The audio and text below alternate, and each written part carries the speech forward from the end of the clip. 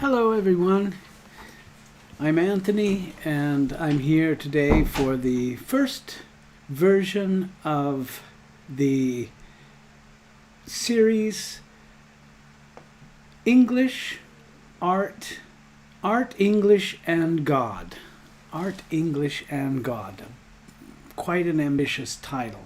Today we're going to talk about angels and we're going to analyze some linguistic features in the research that we're going to do today.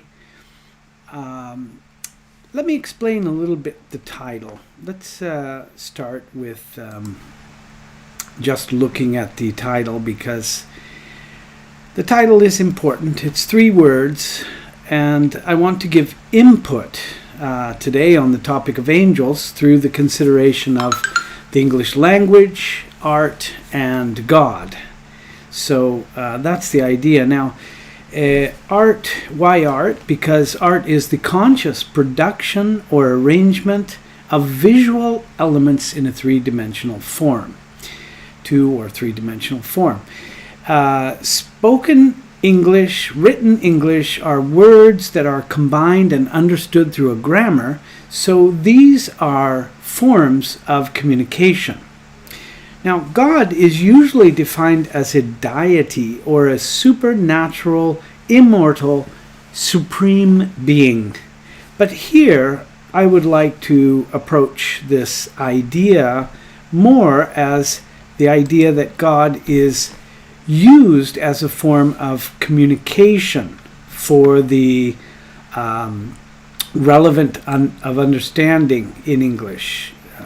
Sorry, I've got this a little bit. Let me just make it a little bigger and push it. Okay, so let's continue.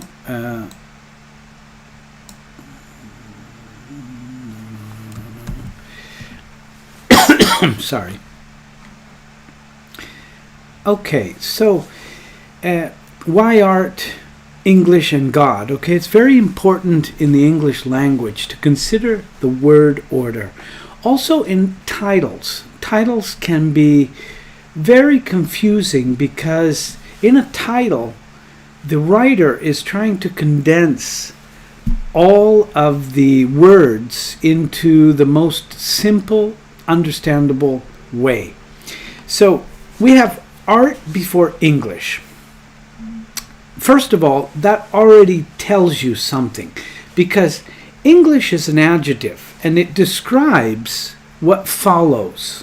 So a blue ball, you have blue is the adjective and it's following the noun ball. So it's very important. If I put art English, it's already connecting differently, because if you turn it around, you have English art, and we'll analyze those.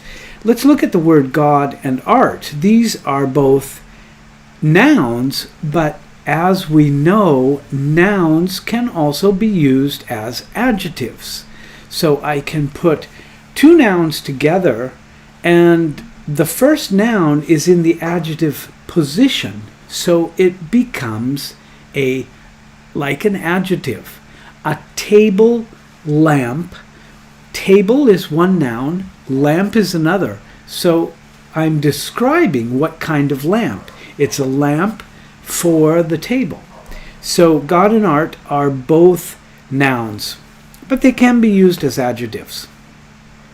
Let's look at the alternatives, okay? Don't think about the punctuation, because art, comma, English, and God there are some considerations for punctuation, but let's just consider the words, okay? If I say God, art, and English, well, God now becomes the adjective of art, so I'm describing art.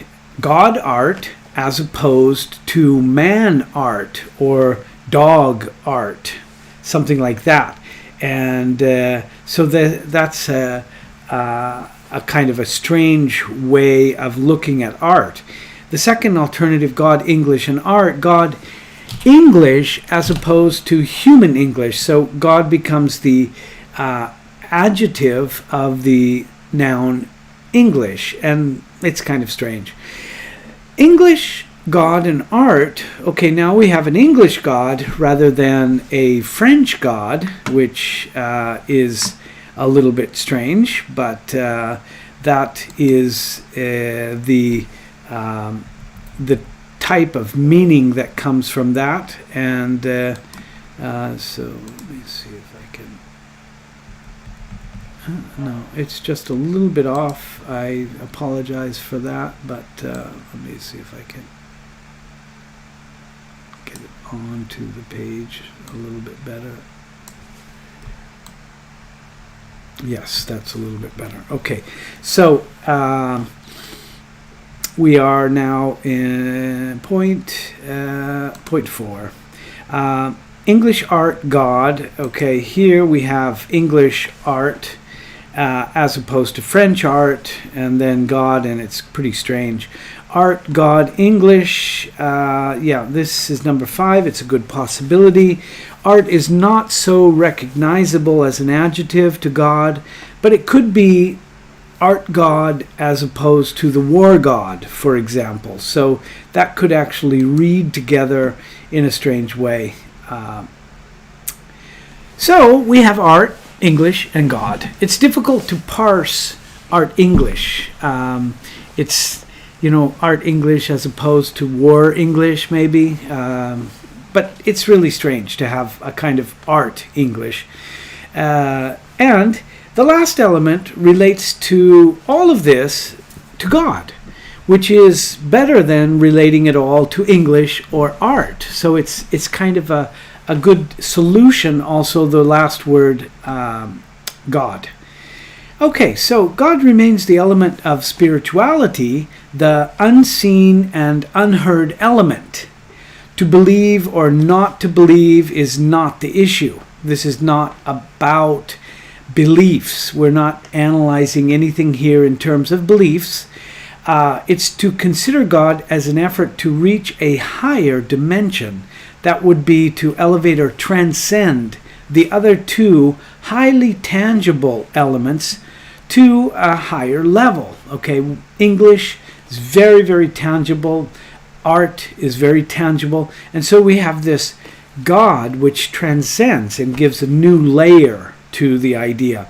So we want to also avoid a very cold scientific approach and to give the other two elements a zetetic basis. Zetetic means that we're seeking, we're trying to find those two elements in the search also for what we call God.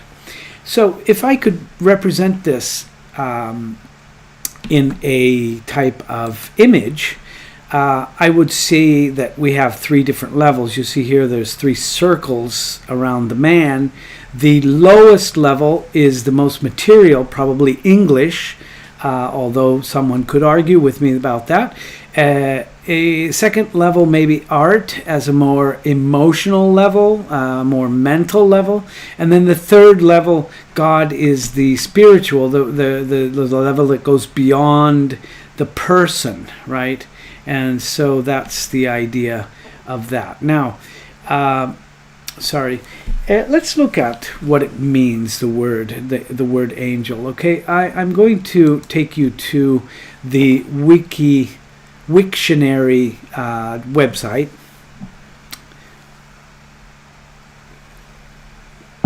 And we see the different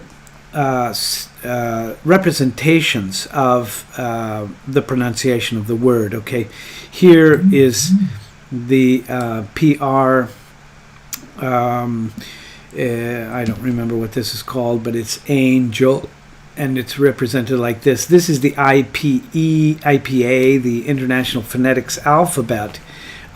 Enjoy, angel, angel, angel. We have a little bit different pronunciation in the Caribbean or in the poetic. We'll hear this, but I'll just pronounce this angel, angel, a little bit stronger at the end. And you can listen to the different recordings here. It's very, very nice.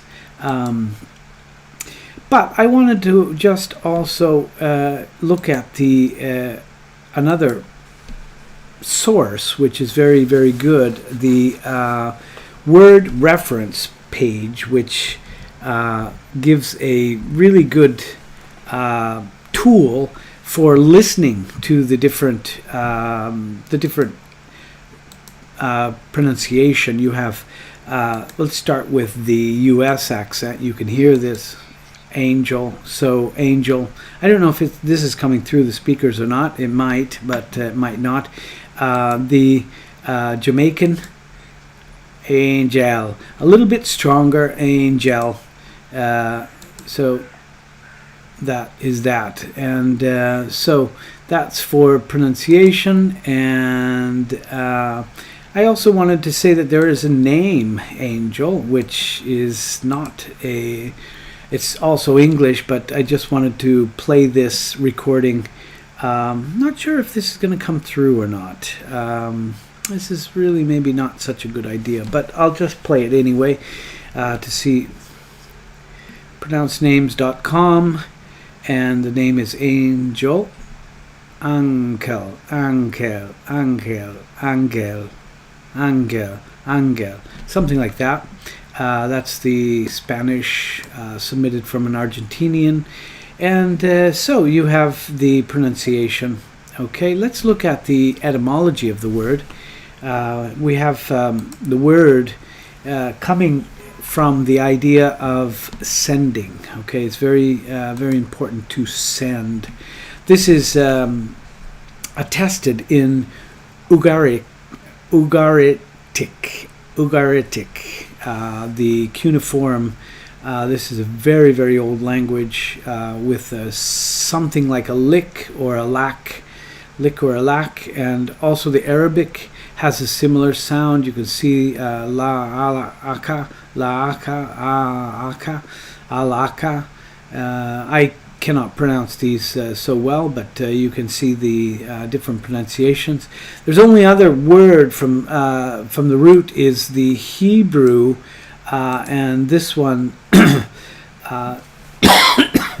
malak. It's malaka.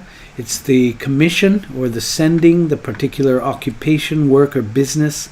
So there's all through these different roots you have the idea of sending. Now I just happen to have also found a pronunciation of the word in Arab. Sorry, in Hebrew. Malach. Malach. Okay, and that's here you see the messenger, the angel, the theophanic angel. So we have a lot of different ideas from the etymology of the word. Let's actually look at the definition. Okay, the definition would be an incorporeal, and sometimes divine messenger from a deity or other divine entity, often depicted in art as a youthful winged figure in flowing robes. That's the most common definition. We have an Abrahamic tradition, one of the lowest order of such beings, below virtues. So there's a hierarchy there. A person having the qualities attributed to angels, such as purity or selflessness.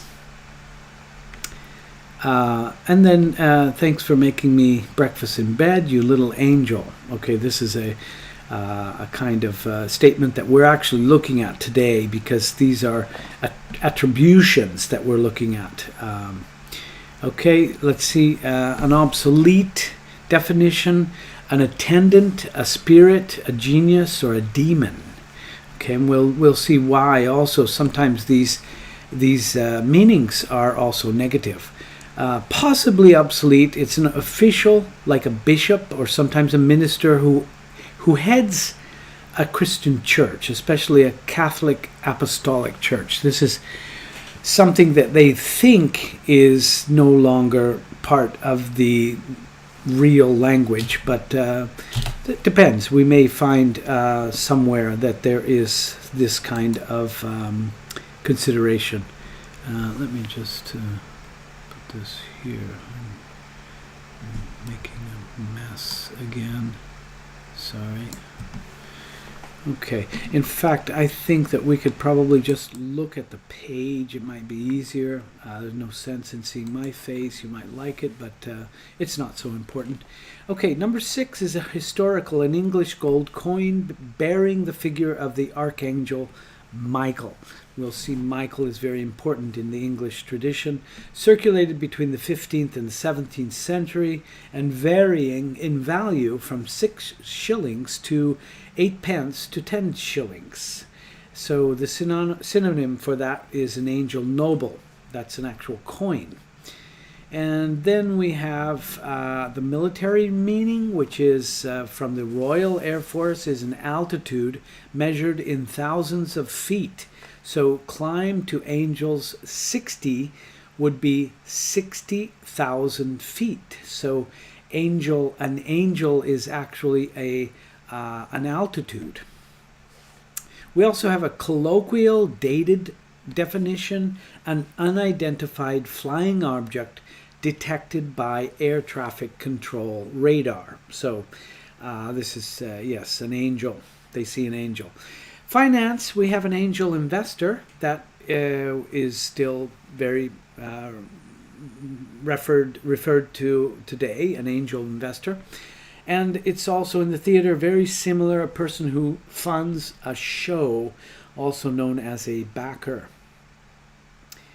Okay, so what are some derived terms? We have some derived terms, just to show a few. Angel dusting. Okay, I should probably go back here and just show you that there are derived terms here. You see there's a lot. You have just to show one, what was it that I wanted to show? Angel dusting. Okay, angel dusting is slang as a type of dissociative anesthetic. Fairy dust, PCP, a peace pill, crystal hog, horse tranquilizer, or zoot.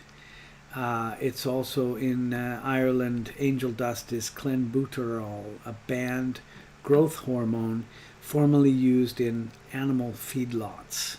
So angel dust is a derived term. You can see that there are a lot of them, and it's quite interesting to see them, but we don't have time to really look at all of these, so we'll just continue. A third person singular present angels. Present participle is angeling or angeling, simple past and past participle. This is the only meaning of the verb. It's the theater, to support by donating money. It's like we saw before, the person who backs a show, who funds a show, an angel. So that person is angeling this show or this play or whatever it is that they are showing. So that's also a way of using it as a verb. Okay, we have a list of angels. This is also very, very extensive. These list of angels, and very, very interesting. You can see that the religion, Mandaism, Christianity, Canaanite, ancient Canaanite, Canaanite religion, Canaanite, sorry, Judaism, Islam, you have things in the Talmud, you have many, many names. There are so many names, it's incredible.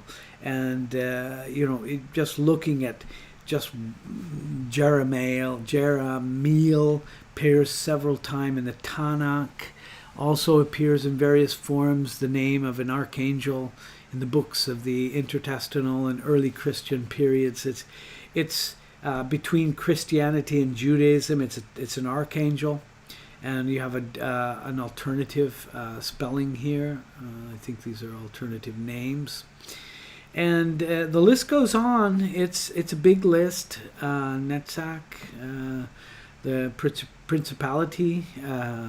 So it's 10 Sephirot. It's also one of the 10 Sephirot, the base of the Pillar of Mercy. Right here, this is Netzach.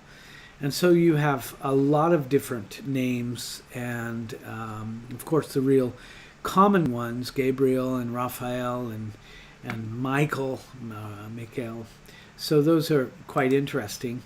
I also found a good list with a list of titles from songs, pop and rock, and certainly this is a topic that is very, very pertinent with all generations, even the younger generations. This website, I'm just using this website to show you some of the songs.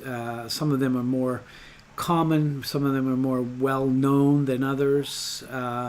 Black Crows, you have U2 used a couple of times, Angel in their titles, in their songs.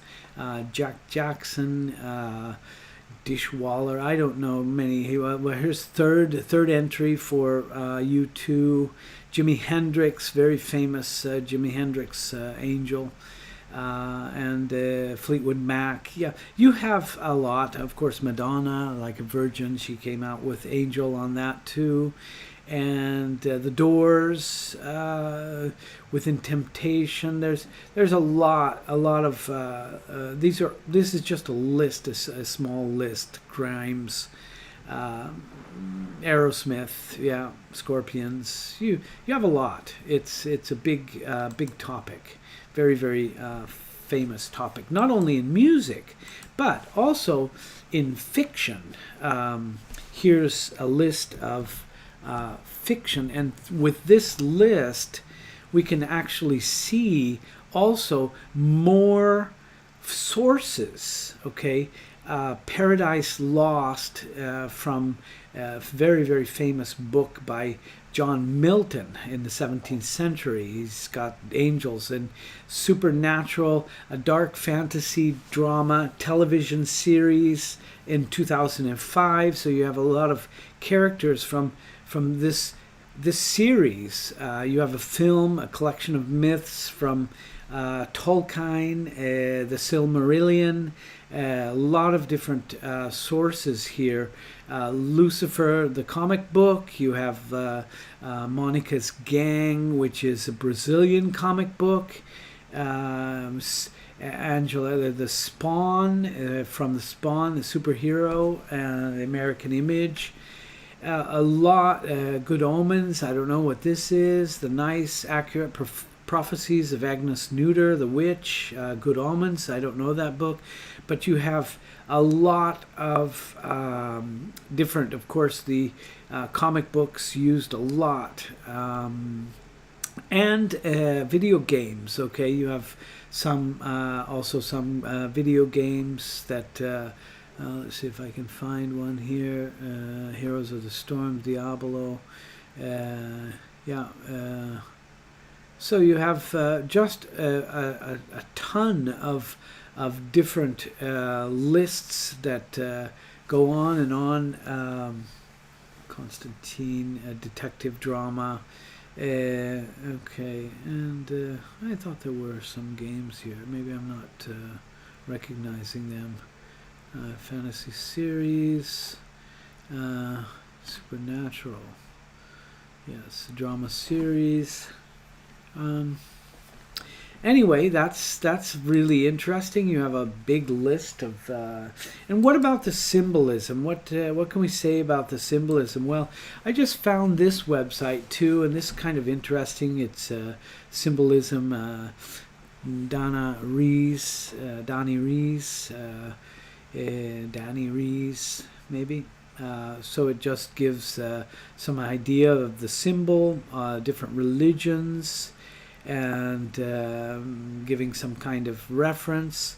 And this is interesting here, angels in English vocabulary. Many popular phrases, a fallen angel, angel in the house, and here you see you're an angel. You're perfectly sweet and good. And so you have different angel dust here again, angel's advocate, make the angels weep. Weep is to cry. Advocate is another word. It has a similar idea of a lawyer, someone who is in the middle, mediating. Fools rush in where angels fear to tread. Rush in means to hurry, to go to a place very quickly. Fools go there because angels fear to tread, fear to put their feet, to actually take their steps. Fallen angel. Okay, so these are quite interesting, some of the words that we can find in the English language. Angels are everywhere, the Bible tells us. Do not show hospitality to strangers, for by doing so, some people have shown hospitality to angels without knowing it. I really don't understand why it says do not show, but it's some idea there. There's a lot of idioms that come from this, and it's kind of interesting just to see. This is documented, so we have you're an angel. You are an angel. To be an angel is to be sweet, perfect, incapable of doing wrong. No one will believe it was you who stole the school mascot. Everyone thinks you're an angel. Mom and baby are doing great. He's a little angel. It's very common to call children or babies angel. To be very helpful or considerate, especially in times of need. She saved me when I was being mugged on the street. To have actually a robbery, someone that is armed or not armed that tries to take your money. She's an absolute angel. You brought me coffee. Oh, you're an angel. You're sweet or perfect. You can do no wrong. You brought me coffee. Okay, this is repeating. But the idea is quite clear. And I found this kind of funny little website. It's how to pronounce you are an angel. You can go here and listen to pronunciations of the words. And it gives you just,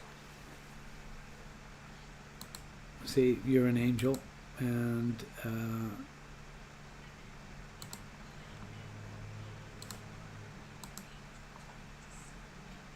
sorry, something's wrong here.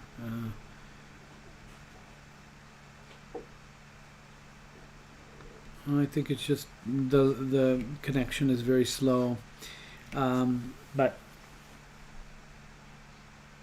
you're an angel.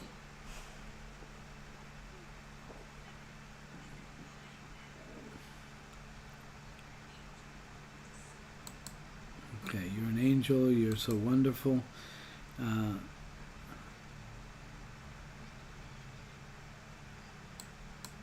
You are an angel.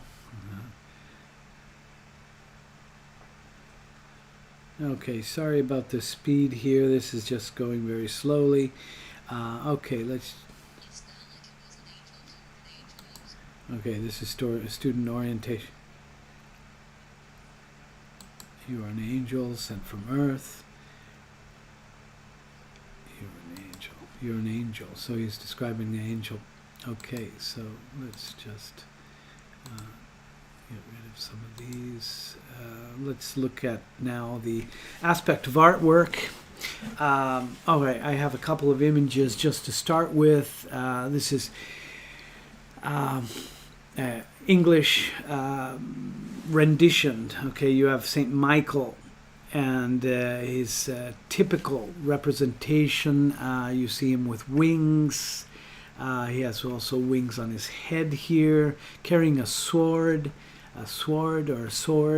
He's crushing the head of a serpent, or Satan himself. That's the typical representation of Michael, Saint Michael, or the angel Michael, archangel. Going back in history, we can see that already 9 centuries before Christ, similar winged figures called Apkulu could be found in the city of Nimrud in Assyria, in sculptural relief on the palace walls. The winged figures within the Egyptian culture had been primarily of female gender. However, the Nimrud guardian angels were primarily male. So this male, on the right here we see the Nubian. This is a little bit later period, well, a little bit earlier, I guess, in this case. Nubian, and you can see the female attributes. So very, very old representations. I wanted to show one image from the Islam religion. This is the night journey, and we have angels all around the ascension to the heavens, Isra and Mijra. This is an Islam manuscript. Ezekiel's wheel in St. John the Baptist Church in Kratovo, Macedonia, is from 1836. Not so old, but the ophanim, or the wheels, are actually found in the Bible. Ezekiel's account in the Bible describes them as beings made of interlocking gold wheels, with each wheel's exterior covered with multiple eyes. And you can see the eyes here in the center. They were tasked with guarding God's throne. So this also is very strange. But you have the wings, that's clear. Here's a classical Hellenistic Greek winged goddess, the Nike, Victory. This figure formed the basis for most Christian angel iconography, coming from the 1st century A.D. Christian icons, angels, and cherubim. You have also the Greek and Roman tradition and the use of Nike and Victory icons adopted by the Byzantine Church as the standard depiction of an angel. Okay, these are standard depiction, but there's also some depictions here. For example, Theophanes, the Greek, 1378. This is a kind of more from the seraphim tradition, the face with the wings. But you can see that the angel can be depicted in many, many different forms. Now, how about the angel in different religions? Okay, generally it's just not the name of a thing, but it's a function. It's a messenger. So an angel comes across as a messenger. It's really beyond ordinary perception, as angels are from the mysterious world. So it's that unseen or unheard realm or dimension. We have both the Old and New Testaments. Angels are constantly presented to people. And it's done so in a matter-of-fact way. It's very interesting because you just read these stories as if it was something that happened all the time. Angels just happen to be coming through. In the Quran, specific reference to angels is one of the 6 pillars of the Islam belief or of faith. And in the Buddhist, you have the equivalent of angels, which are called devas. Okay, so let's look at a few from the Bible. You have Genesis 16, verse 7. This is the Old Testament. It's the NIV, the New something version. I can't remember what the I stands for. The angel of the Lord found Hagar near a spring in the desert. It was the spring that is beside the road to Shur. So it just found Hagar there. So there's one very, very strong reference to this angel.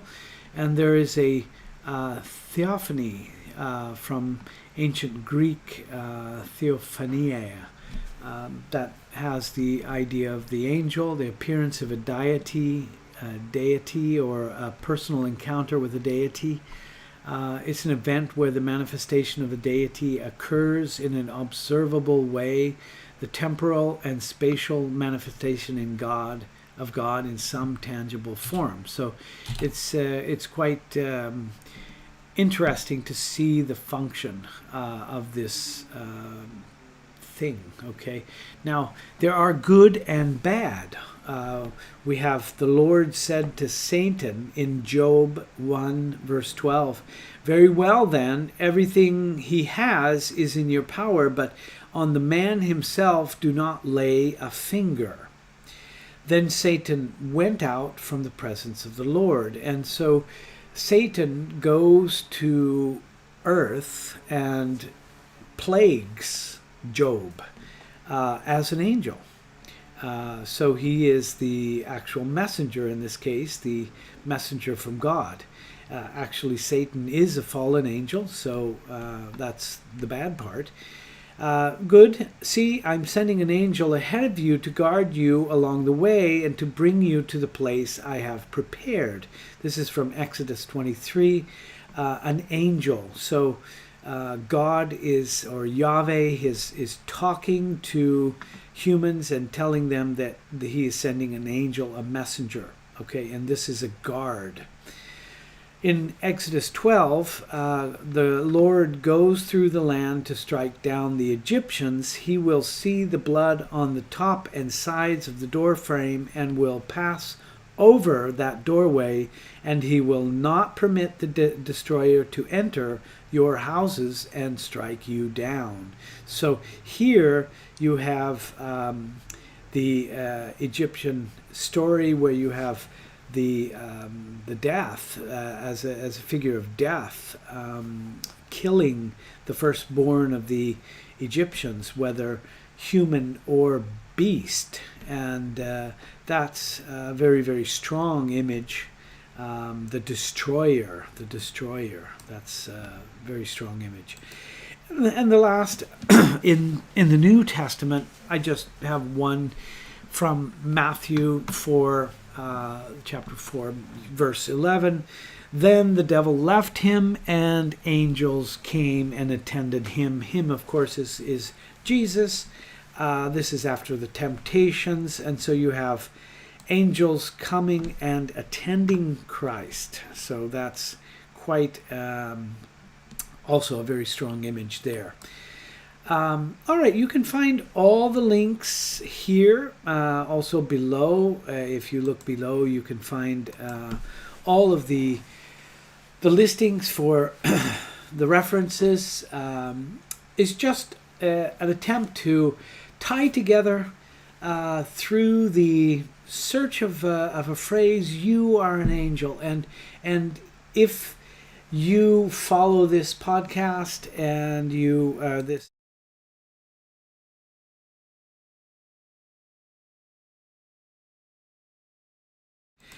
use those tools to have access and to be notified of all of the eventual